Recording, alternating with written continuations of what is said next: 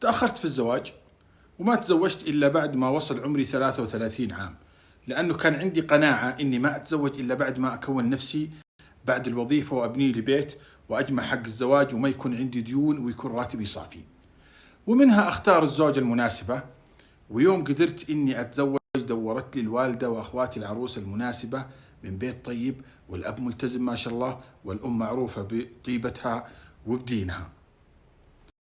تقدمت وخطبت بنت كان عمرها 21 سنة، وشرطت علي البنت إنه إذا جتها وظيفة راح تتوظف، وعندها البنت شهادة جامعية وتوها متخرجة وتخصصها تمريض.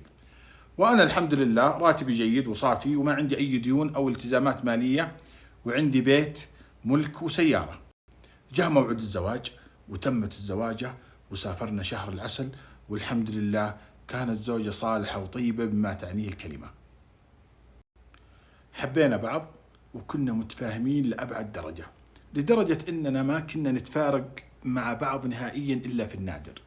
وكانت قائمة بكل واجباتها تجاهي وتجاه بيتي وأبنائي، لأن الله رزقنا بولدين وبنت. وبعد تقريبا 6 سنوات جتها وظيفة حكومية في إحدى المستشفيات الكبيرة، وبدأت تداوم الوضع تمام، ولكن كان في قصور ملحوظ في واجباتها المنزلية واهتمامها فيني وفي أبنائي.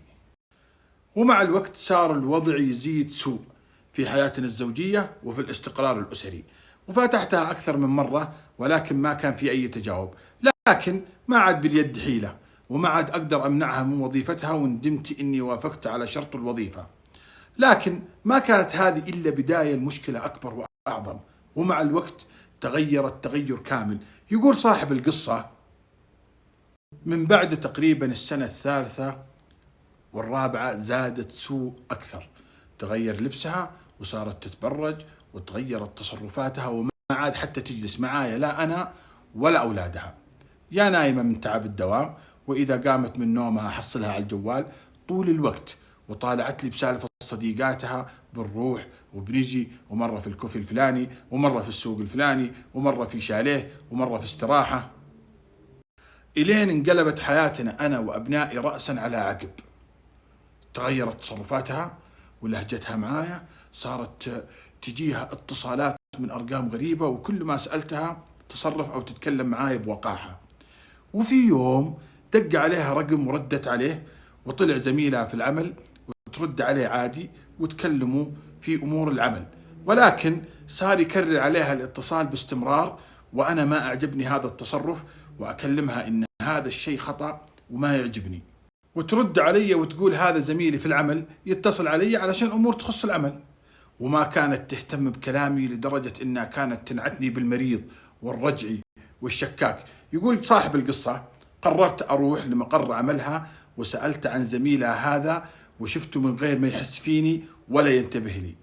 ولد شاب وسيم أصغر منها يمكن ب7 سنوات، وهي وقتها تقريبا عمرها 30 سنة وهو 23 سنة. زاد الوضع سوء. أرجع من برا أحصلها تكلم جوال، يا جالسة على الجوال طول الوقت. ضاقت الدنيا فيني، ورحت أكلم أبوها بكل شيء.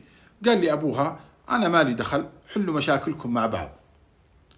وكل ما كلمتها قالت لي ترى الحمد لله أنا موظفة وحرة وعندي راتب وسيارة، والنظام معطيني الحق إني أسوي اللي أبغاه، عاجبك ولا بكيفك؟ ترى طفشتي من هالعيشة. ومع محاولاتي إني أرجعها لصوابها، تفاجأت في يوم تجيني رسالة خلع، وكلت محامي وتم الخلع بأسرع وقت ممكن.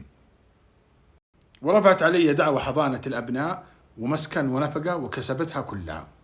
وبعد مدة اكتشفت إنها متزوجة مسيار، وقمت رفعت عليها دعوى وأثبت فعلا إنها متزوجة مسيار، وطلع اللي متزوجها مسيار هو نفسه زميلها في العمل اللي كان يكلمها باستمرار، واللي رحت وسألت عنه وشفته. كسبت حضانة الأطفال ولله الحمد. وسبحان الله بعد فترة انتقم ربي منها وطلقها زوجها وتزوج زواج تقليدي.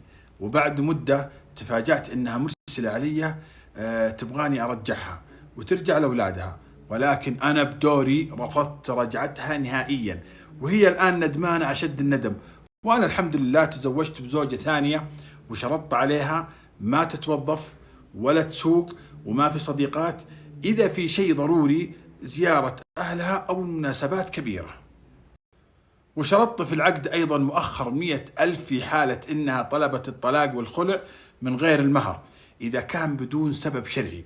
والحمد لله ماشي حياتي، وعوضنا الله بعد هذا الهم والعذاب اللي شفته من هذه الزوجة اللي ضحت وخسرت زوج وأبناء واستقرار أسري، وغرتها الدنيا علشانها توظفت وصار معها راتب. قال رسول الله صلى الله عليه وسلم: أيما امرأة سألت زوجها الطلاق من غير بأس فقد حرم الله عليها الجنة. وقيل رائحة الجنة. وقال عليه أفضل الصلاة والسلام: المختلعات هن المنافقات. صدق رسول الله صلى الله عليه وسلم.